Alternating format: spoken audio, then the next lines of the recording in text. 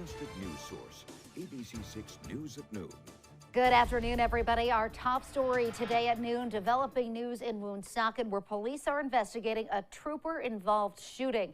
It happened Wednesday night on North Main Street, and now we're hearing about a press conference that's scheduled for later this afternoon. ABC6 News reporter Dominique Turner is following the story. She has new details in the newsroom. Dom? Details right now are minimal, but what we do know is an investigation is underway and a trooper with Rhode Island State Police's Violent Fugitive Task Force pulled the trigger. Here's an overview of what we know so far. Around 7 o'clock Wednesday night, police were called to North Main Street in Woonsocket for a report of a possible shooting.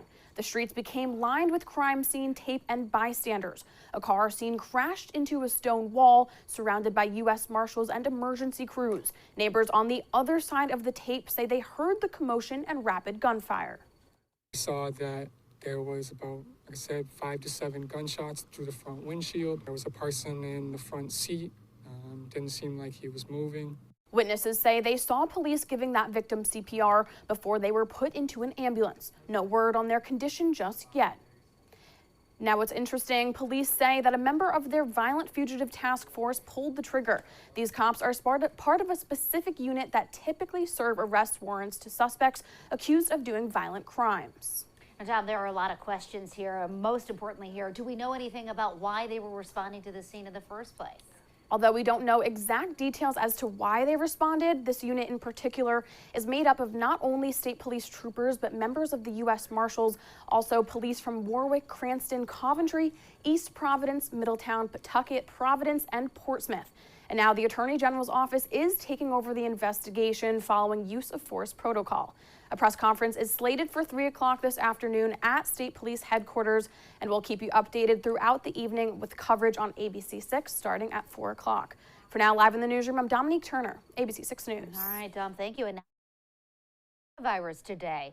Moderna announcing that it's requesting emergency use authorization from the FDA for its vaccine for children as young as 6 months old. ABC's Ika Jachi has more. Today, Moderna asking for FDA emergency use authorization to administer its vaccine to the only remaining ineligible group of Americans, children aged 6 months to 5 years old. This is a safe vaccine. We've shown it to be safe in this study in this age group, and it has good protection, good production of antibodies. Last month, Moderna announced positive data from 2 doses of its pediatric COVID-19 vaccine, claiming it generated a strong immune response with no significant risks, and that it reduced the risk of symptomatic infection by up to 51%.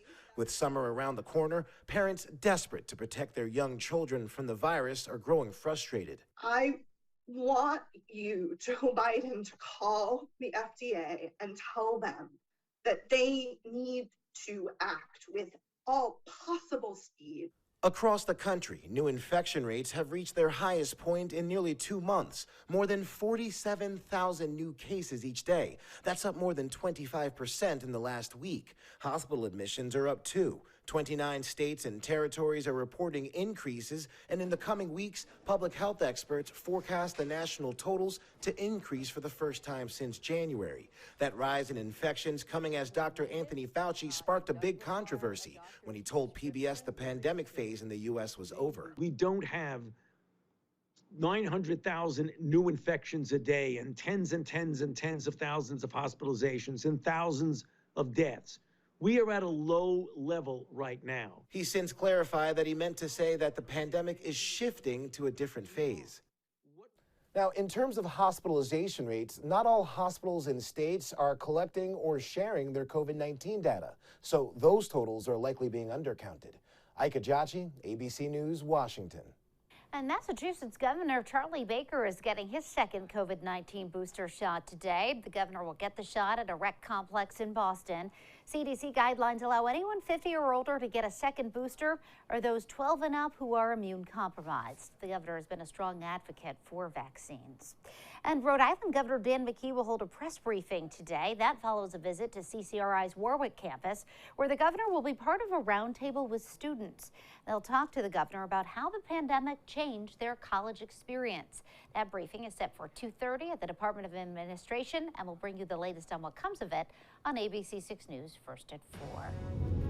And now to the weather as we take a live look outside with our sky cam. Another cool day. We've seen lots of sunshine too, and it is windy out there. Chelsea is in the Weather Center with your first forecast. Hi, Chelsea. Hey, Doreen. Yeah, we had that gusty wind from the northwest picking up yesterday, but we were still able to get to about 60 degrees yesterday. Now we are seeing the gusty winds from the northwest just keep us very, very chilly out there. We have temperatures in Providence at 46 degrees. There's some clouds rolling through right now. It's an afternoon where we get a mix of sun and clouds. Some of us see sun, some of us see clouds, but all of us are breezy and cool. We're looking at winds sustained around 23 miles per hour. That makes us feel more like 38 right now. It is a really chilly April day. Luckily, today is our coolest day on the 7-day forecast. And again, where you're getting some sunshine, at least there's that. It helps you feel a little bit warmer. You can see the western edge of Rhode Island, the northwest corner under some clouds right now. Tough to see when we have the green layout there, but when I take off the green terrain, you can really see where the thicker clouds are in that northwest corner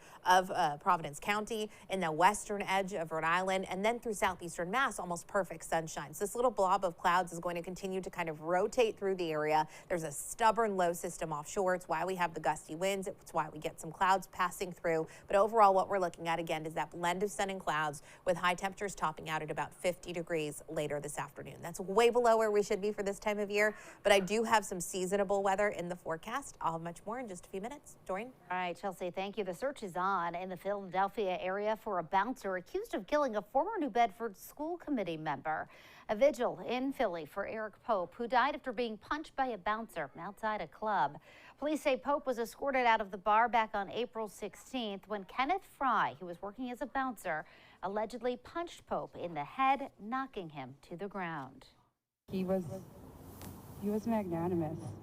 He was a rising talent. It breaks my heart that the city took away someone that was so full of life, so vibrant, so vivacious. Kenneth Fry is currently wanted by Philadelphia police. He's facing charges of third-degree murder in connection with Pope's death. There is a boil water notice in place for some residents in Burrillville. This is for the apartments at 970 Victory Highway. Rido says E. coli bacteria was found in the water system there. The samples cited were collected on April 22nd and 25th.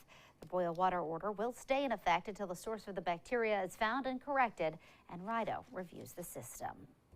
And it is draft night for the NFL. First round tonight right here on ABC6. And the Patriots are lined up to pick 21st overall. The final NFL.com mock draft still has the Patriots taking Boston College offensive lineman Zion Johnson. But there is another local name being talked about for future rounds. URI star Kobe Tippett, son of legendary Patriot Hall of Famer Andre Tippett. Andre telling us what it would mean to him to have his son follow in his footsteps. It'll be a special moment. I'm proud of him. I really am. I am a proud dad to follow in my footsteps. I probably shed a tear a little bit. I'm not ashamed to cry. I love a good cry. So I definitely would tear up. The draft is in Vegas this year at Allegiant Stadium, the home of the Raiders. It all kicks off at 8 o'clock tonight. And again, you can see it right here on ABC6. Still to come at noon, finally free. The former U.S. Marine, now back on American soil, released from Russian custody. His message to the country today. Help for financial aid, the virtual seminar tonight for Massachusetts students applying for college loans. And later, the celebrity custody battle playing out in public between Olivia Wilde and Jason Sudeikis.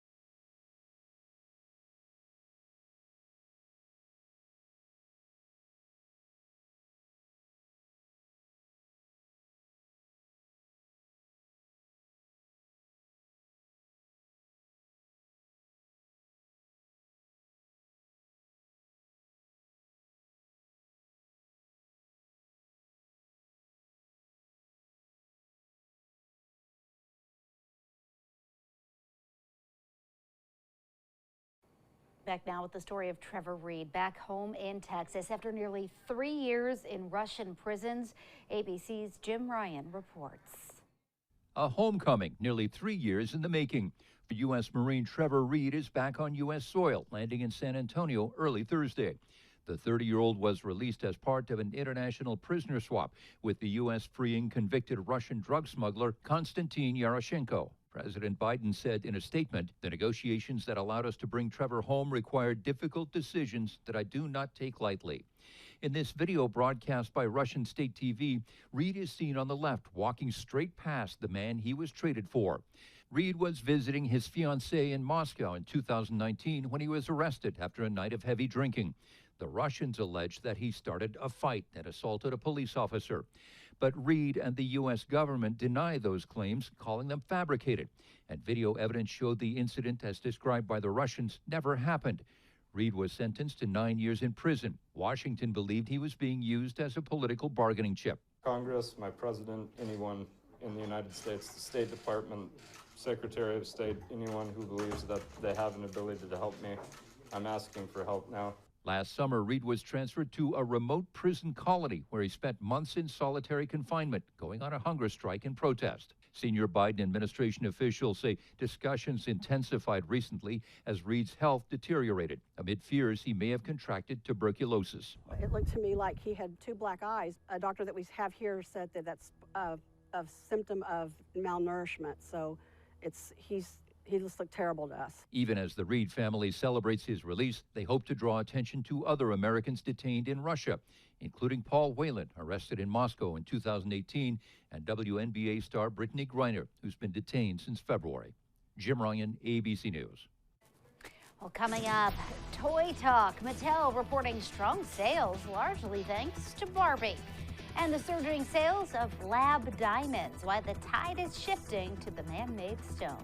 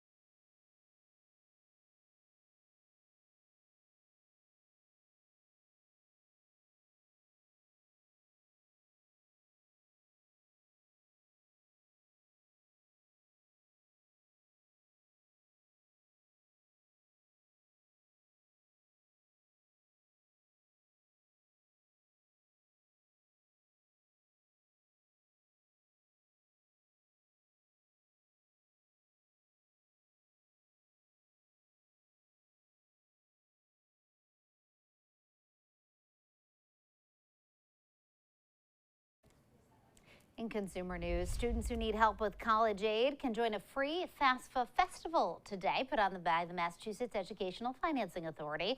The seminar will be virtual. It'll run from 5 to 8 tonight. General tips on completing the FAFSA and individual counseling will be available. The FAFSA helps families determine eligibility for student loans, and it's used by many colleges. The link to register is on our website, abc6.com. Still struggling to find enough computer chips to make cars and trucks, Ford reported that it lost just over $3 billion in the first quarter. Also eating into profits, Ford's investment in an electric vehicle startup. Apparently, though, plenty of people are buying toys. Mattel saw sales grow 19% to more than $1 billion in the most recent quarter. That led to profits of about $21.5 billion. Increasing sales of dolls, including Mattel's iconic Barbie line, leading the way.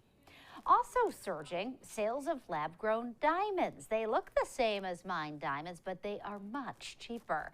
One industry analyst says March data showed sales of engagement rings featuring a manufactured diamond jumped 63% compared to last year, while the number with a natural diamond dropped. And now, your ABC6 Storm Tracker weather with meteorologist Chelsea Priest.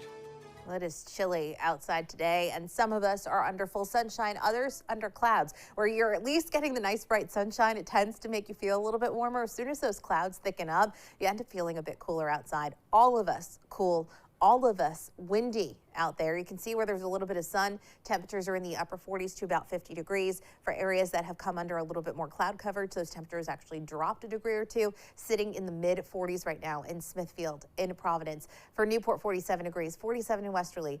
It is the later part of April. Our average high is 64 degrees. We're so far below that outside today. We're below where we were yesterday. Even with the breezy conditions yesterday, we still made it to about 60 degrees. Today, we're in the 40s, 5 to 10 degrees cooler right now than yesterday at this time. And then we have to factor in the wind. This strong wind is coming in out of the northwest, anywhere from 10 to 20 miles per hour. And we have some gusts coming in anywhere from 25 to 35 miles per hour. These gusty winds from the northwest with us for today, for tonight, for tomorrow. This is the pattern as we're looking ahead to the next few days. That wind makes us feel so much cooler. A feel-like temperature of 35 in Smithfield at the moment, 38 here in Providence, 38 in Wakefield. Again, we should be in the 60s this time of year. So a chilly end to the month of April. Now today is our coldest day of the 7-day forecast, in the 50s out there, low 50s for highs today, about 50 degrees. Some of us may not even make it there. Tomorrow we should be in the mid 50s rather, and then Saturday we get close to 60 degrees. By Sunday, we're back into that mid 60s range, and it looks like we hover in the low to mid 60s for much of next week. So today, again, the coldest. We have this little, I was just texting with Jeff, it's like this blob of clouds over part of the area. Some of us are seeing full sunshine, others are under this little, that's what it is, a little area, a little blob of clouds showing up. There's a low system sitting offshore. It is going to stubbornly sit there for the next 2 days and just kind of spin around, bringing in the gusty winds, bringing in some clouds at times. There's clear sky just to our west, and as soon as we can get that low out of here, it does look like we'll get a little bit brighter. Sunday probably our most sunny day in the coming long weekend forecast. What you're looking at ahead today is only about 50 degrees. Breeze from the northwest continues to pump in that cool air. That low sits offshores, so at times you get sunshine, at times you get passing clouds. Overnight is clear and cool. It stays breezy. Tomorrow, mix of sun and clouds. Again, that low still streaming in some clouds at times, still streaming in some gusty winds. Into Saturday morning, that low is still sitting offshore. It's far enough away that we don't have the precipitation, but you get some clouds passing through. You get breezy conditions, but the breeze today is the worst. The temperatures today are the coldest. We will see minor improvements in the next couple of days. Those pollen counts remaining very high, though, with dry weather in place and the gusty winds. Blend of sun and clouds, around 50 degrees today. Tonight, we dip down into the mid to upper 30s for overnight lows. And with that breeze, we feel more like the 20s and low 30s. So a very chilly start to our day tomorrow. Tomorrow looks mostly sunny, but it stays breezy and cool. High temperatures in the mid 50s range. Once again, tomorrow, a few of those passing clouds at times. Sunshine on Saturday and Sunday, warmer on Sunday. Into next week, there are a few shower chances. Doreen? All right, Chelsea, thank you. Still to come, model Hailey Bieber opening up about her health scare and the procedure that may have saved her life. And Sudeikis slammed over reports his ex Olivia Wilde was served custody papers while on stage promoting her movie.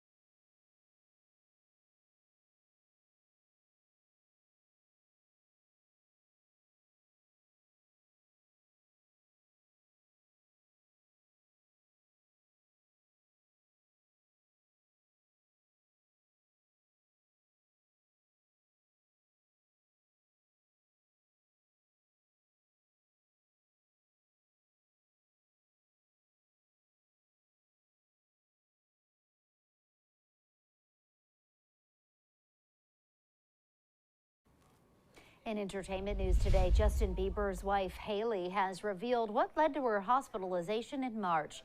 She posted a video to her YouTube channel saying she suffered a mini stroke and then had a procedure to close a hole in her heart. The hole allowed a blood clot to travel to her brain. She described it as the scariest moment of her life, saying she started feeling numbness in her fingertips and had trouble speaking. Subsequent testing confirmed it was a mini stroke. Actress Olivia Wilde on stage at CinemaCon when she received an envelope. Photos from the event show Wilde looking surprised as she discovered the envelope's contents, which reportedly included legal documents related to custody of Wilde's 2 children with Ted Lasso star Jason Sudeikis. Usually this is a type of service that could be accomplished attorney to attorney or signed for. So to have such a public display is, if it's a mistake, it's a big one. And if it's on purpose, it's a statement. Variety reporting that Sudeikis had no prior knowledge about where and when those papers would be delivered. Well, here is your first look at Margot Robbie as Barbie. The Australian star is set to play the iconic doll in an upcoming film scheduled for release in July of 2023. And she'll have quite a supporting cast around her. Ryan Gosling plays Ken. Will Ferrell and America Ferrera will also be in the flick. Well, coming up next at noon, Tom Brady hard at work with some legendary leading ladies. Details on his movie coming up next. And we'll check back in with Chelsea, too, for another look at the afternoon forecast right after this.